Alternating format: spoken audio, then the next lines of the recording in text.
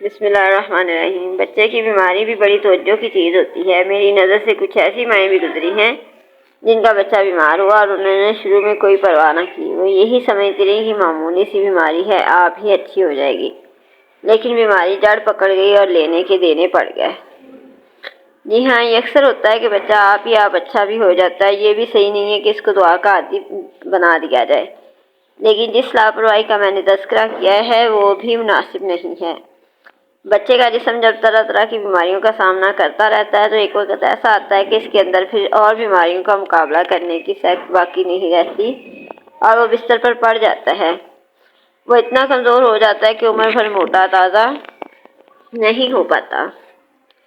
بیماریوں سے بچائے رکھنے کی بہترین ترکیب احتیاط ہے۔ لو، دھوپ، ٹھنڈک وغیرہ سے اگر بچایا جائے اور غذا میں احتیاط کی جائے تو بیماری کے امکانات کم ہو جاتے ہیں۔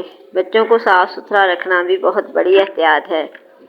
بہت زیادہ لاڈ پیار بھی بچے کی صحت کو خراب کر دیتا ہے، اور بہت سے ایسے غلط لاڈ پیار ہوتے ہیں جو بچے کو جسمانی طور پر کمزور کر دیتے ہیں۔ متمول گھرانوں کی عورتیں اپنے بچوں کو چھوٹے موٹے کام نہیں کرنے دیتی۔ نتیجہ یہ ہوتا ہے کہ وہ اپنی عمر میں کلرک بابو بن تو جاتے ہیں، لیکن تجارت اور محنت مزدوری کرنے سے معذور رہ جاتے ہیں۔ آپ اپنے بچے کے لیے اگر یہ پسند کرتی ہیں کہ وہ نواب بن کر جیے تو پسند کیجیے، آپ کو کون روک سکتا ہے۔ البتہ میں آپ کو بتا دوں کہ نبی کریم صلی اللہ علیہ وسلم نے خود بکریاں چرائی ہیں، انہوں نے خود کھائیاں کھودی ہیں، انہوں نے خود پتھر ڈھوئے ہیں، اور ان کی تعلیم بھی یہی رہی ہے کہ کوئی کام ذلیل نہیں ہے۔ آپ صلی اللہ علیہ وسلم نے انہی کاموں کو عزت والا بتایا ہے جن کو آج ذلیل سمجھا جاتا ہے۔ آپ بچے کو ہاتھ پیروں کا استعمال کرنے کا موقع دیں۔ وہ اگر ہاتھ پیر پھینکتا ہے تو آپ اس سے نہ الجھیے، اس طرح وہ انہیں استعمال کرنا سیکھتا ہے۔ وہ جیسے جیسے بڑھتا جائے گا اس کو اسی مناسبت سے اپنی قوت استعمال کرنے کا موقع دیں۔ یہ بھی درست نہیں ہے کہ آپ 3-4 سال کے بچے سے 1-2 من کا وزن اٹھوائیں، اور یہ بھی درست نہیں کہ گلاس اٹھا کر پانی بھی خود نہ پینا دیں۔ اگر بچے کا دماغ نہ ہوتا تو وہ بالکل بیکار ہوتا، نہ کچھ سوچ سکتا، نہ سمجھ سکتا، نہ کوئی اشارہ کر سکتا اور نہ آپ کے اشارے سمجھ سکتا۔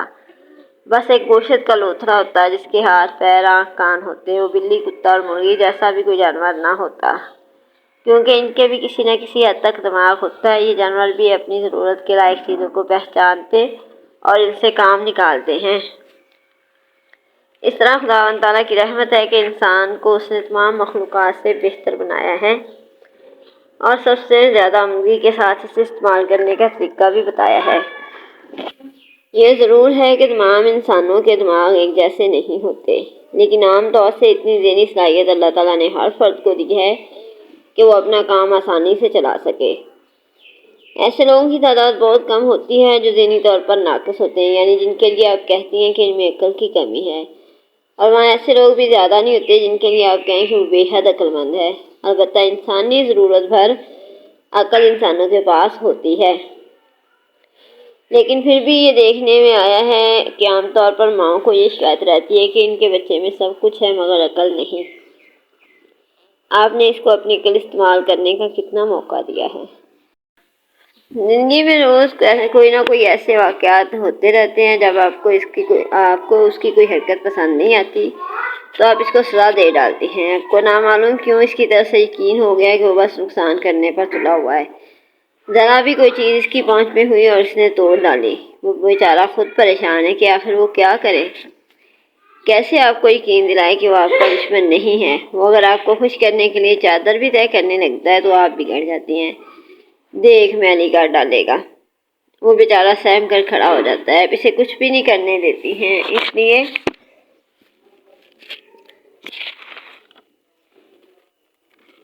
اسے یقین ہو گیا کہ وہ کچھ بھی نہیں کر سکتا، وہ کچھ کرنے کے قابل ہی نہیں ہے۔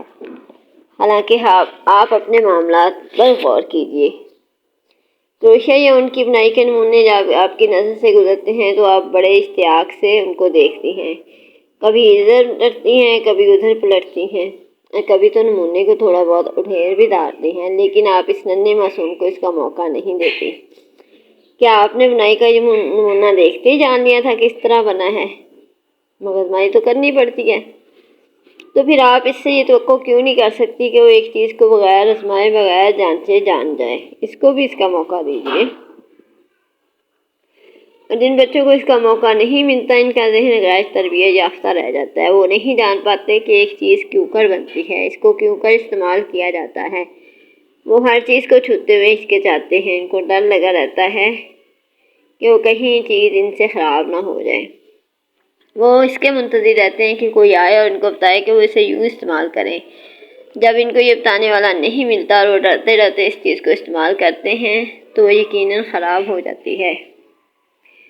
بچے کے لیے چاہیے تو یہ تھا کہ وہ جس چیز کو استعمال کر کے جاننا چاہتا تھا، اس میں آپ اس کی مدد کریں، بیشتر کام اسی کو کرنے دیں۔ اور جب آپ کو یہ خطرہ ہے کہ وہ اس چیز کو خراب کر ڈالے گا تو آپ آئندہ کام اپنے ذمہ لے لیں اور اس کو اس طرح سمجھا دیں کہ اس کو محسوس بھی نہ ہو کہ آپ اس کے کام میں دخل در معقولات کر رہی ہیں، ورنہ وہ اپنے ذہن کو استعمال نہ کر پائے گا۔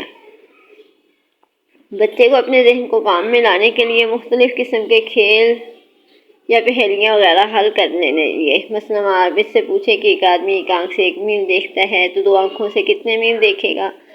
وہ فوراً کہہ دے گا کہ 2 میل۔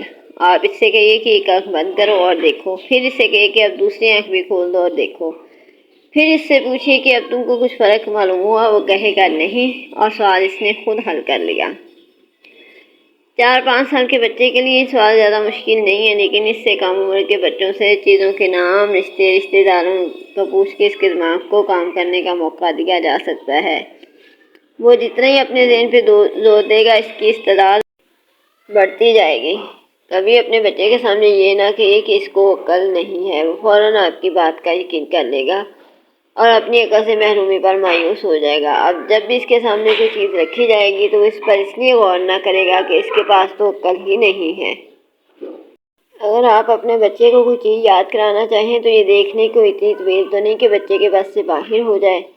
اللہ تعالیٰ نے ہر شخص پر اس کی وسعت بھاری پابندی عائد کی ہے، کہیں آپ تو بچے کی وسعت سے زیادہ اس پر پابندی عائد نہیں کر رہی۔ بچہ بہت سی الٹی سیدھی باتیں سوچتا ہے، اس کی صحیح رہنمائی کریں تاکہ اس کے ذہن میں کوئی گتھی نہ رہ جائے، ورنہ آپ جانتی ہیں وہ کیا نامعلوم کیا اوٹ پٹانگ سیکھتا رہے۔